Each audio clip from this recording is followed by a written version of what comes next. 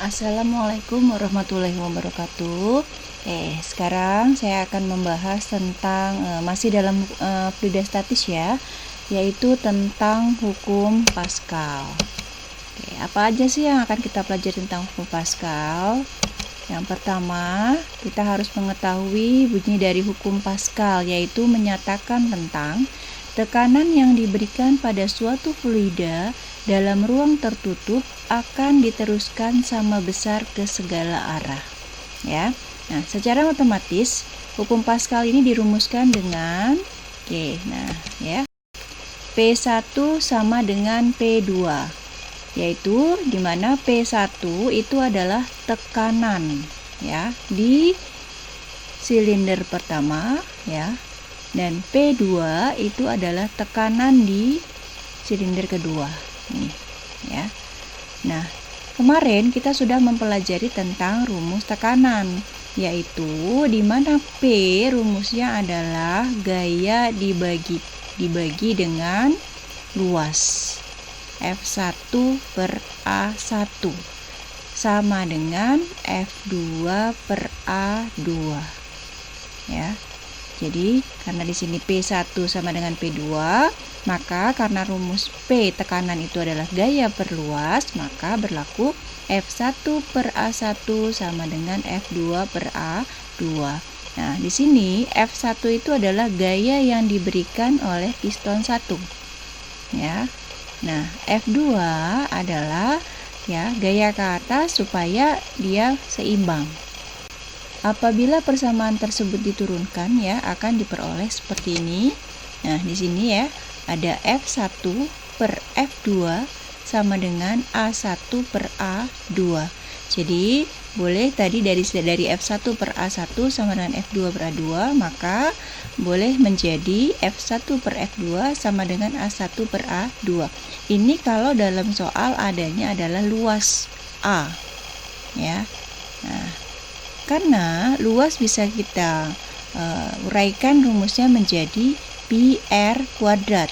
Ini rumus luas. Maka A1 adalah pi r1 kuadrat. A2 pi r2 kuadrat. Ya. Karena pi-nya ini sama, bisa kita coret sehingga persamaannya boleh F1 per F2 sama dengan R1 per R2 kuadrat. Ya. Nah, jadi kalau seandainya di dalam soal itu diketahui luas, maka F1 per F2 sama dengan A1 per A2. Kalau di dalam soal diketahuinya jari-jari, maka boleh juga berlaku F1 per F2 sama dengan R1 kuadrat per R2 kuadrat. Itu kalau dia jari-jari. Bagaimana kalau dalam soal diketahuinya diameter? Sama ya.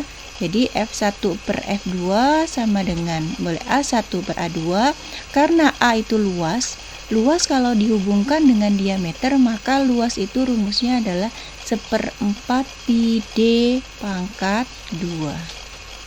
Ya. Nah, oleh karena A1 luasnya 1/4 pi D1 kuadrat dan A2 1/4 pi D2 kuadrat, di sini 1/4 pi-nya juga hilang. Sehingga persamaannya tinggal D1 per D2 pangkat 2. Nah, jadi persamaannya F1 per F2 boleh sama dengan D1 kuadrat per D2 kuadrat apabila dalam soal yang diketahui adalah diameternya. Nah, di sini bisa dibaca keterangannya di mana P itu adalah tekanan, F itu adalah gaya tekan, A itu adalah luas penampang, R jari-jari penampang, dan D adalah diameter pipa atau penampang. Penerapan hukum Pascal pada kehidupan sehari-hari. Apa saja sih alat-alat yang digunakan menggunakan hukum Pascal ya? Di antaranya yaitu yang pertama, di sini ada dongkrak hidrolik. Kemudian ada yang kedua adalah pompa hidrolik. Ya, seperti kita bisa lihat kalau kita mau pompa ban sepeda itu, ini adalah menggunakan prinsip hukum Pascal. Kemudian ada lagi contoh soal yang pertama Gempa hidrolik memiliki perbandingan diameter penghisap 1:50. Apabila pada penghisap besar diberi beban 30.000 Newton, maka berapa besar gaya yang harus diberikan pada penghisap kecil agar seimbang? Oke, pertama ya, kita harus tahu dulu diketahuinya itu apa. Nah, dalam soal adanya diameter, perbandingan diameter. Maka di sini kita tuliskan ya, D1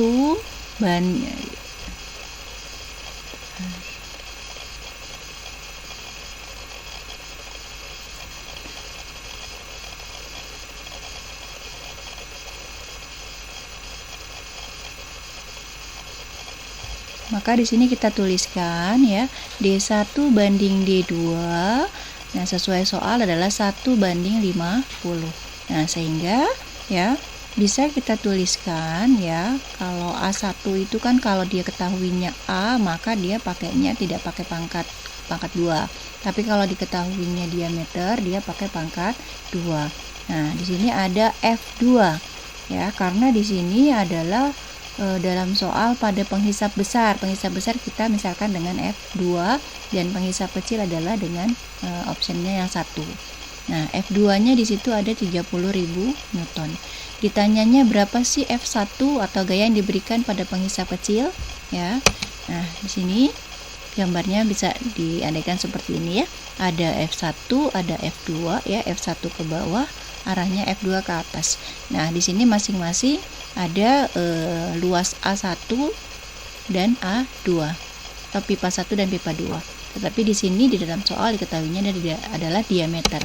Sehingga persamaannya menjadi F1 tadi boleh F1 per F2 sama dengan D1 kuadrat per D2 kuadrat, atau boleh seperti ini ya, F1 per D1 kuadrat sama dengan F2 per D2 kuadrat. Kita masukkan angkanya ya, F1 yang ditanya, D1-nya adalah 1, F2-nya masuk 30.000 ya. Kemudian D2-nya masuk ini 2.500. Karena udah dipangkatkan 2, D2-nya 50 dipangkatkan 2 jadi 2.500.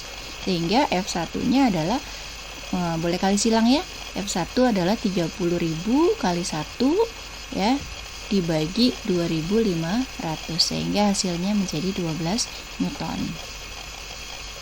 Oke, soal nomor 2 masih dongkrak hidrolik ya. Tapi di sini dilihat sebuah dongkrak hidrolik memiliki jari-jari kecil 1 cm dan jari-jari besar adalah 6 cm.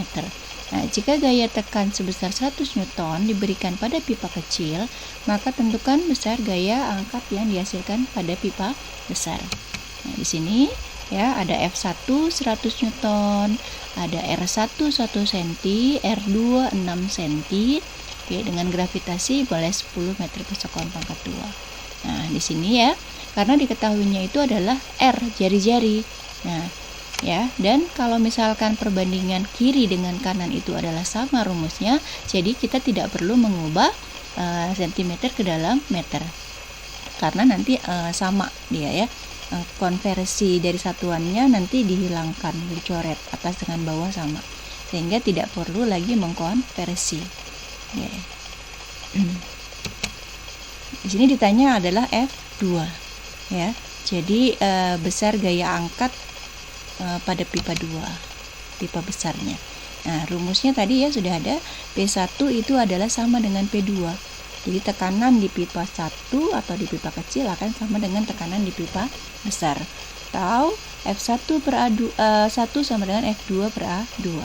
Atau kalau adanya jari-jari, maka F1 per R1 kuadrat sama dengan F2 per R2 kuadrat. Nah, ya. Jadi, boleh kita cari langsung F2 menggunakan rumus R2 kuadrat per R1 kuadrat dikalikan F1. F2-nya menjadi, masukkan angkanya, 6 kuadrat per 1 kuadrat kali 100 Newton. Hasilnya adalah 3.600 Newton. Nah, contoh 3. Nah, di sini saya menggunakan contoh untuk 3 bejana. Kalau tadi hanya 2, ini untuk 3 bejana. Tiga bejana berhubungan ditutup oleh pengisap yang masing-masing luasnya 4 cm, 24 cm persegi, dan 60 cm persegi. Ya, karena sudah luas. Jika pengisap terkecil diberi gaya tekan sebesar 12 Newton, berapa gaya yang harus diberikan pada pengisap lainnya? Gas timbang. Oke, diketahui ya. A1 ada 4 cm persegi, A2 24 cm persegi, A3 60 cm persegi. Di mana yang diketahui gayanya hanya satu, yaitu F1 12 Newton. Yang ditanya adalah F2 dan F3. Kenapa F1 yang diketahui? Karena di sini ya yang ada adalah penghisap kecil. Nah, terkecil. Nah, yang terkecil adalah F1 kita andaikan. Ya. F1-nya sebesar 12 Newton. Kita cari F2 dan F3. Nah, di situ ya berdasarkan rumus Pascal ya. Kita cari satu persatu, yaitu bejana 1 dan bejana 2 dulu. F1 per A1 sama dengan F2 per A2. Masukkan angkanya, F1 12, A1-nya 4, F2-nya kita cari dulu ya, ini. A2-nya masuk 24. Oke. Sehingga F2 ini boleh ya kali silang ya kalian ya. 12 kali 24 ini kali silang, 12 kali 24 dibagi 4. Jadi hasil F2-nya adalah 72 Newton.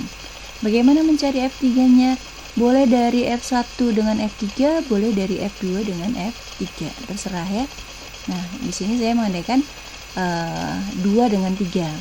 Maka F2 per A2 sama dengan F3 per A3. Ini persamaan yang kita pakai. Boleh kalau kalian mau menggunakan persamaan F1 per A1 sama dengan F3 per A3 juga boleh ya.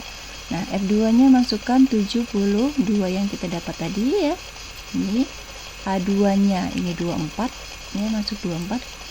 Kemudian F3 yang kita cari ya, yang ditanyakan A3-nya itu adalah dalam soal 60 cm persegi. Nah, ini juga ya dilihat persamaan di kiri sama dengan persamaan di kanan. F per A sama-sama F per A. Jadi tidak perlu dikonversi, boleh tetap dalam satuan cm ya. Di sininya Newton F-nya. Nah, oke, kali silang lagi, maka F3 hasilnya adalah 72 kali 60 dibagi 24. Hasilnya 180 Newton. Oke, mudah-mudahan bisa dipahami. Wassalamualaikum warahmatullahi wabarakatuh.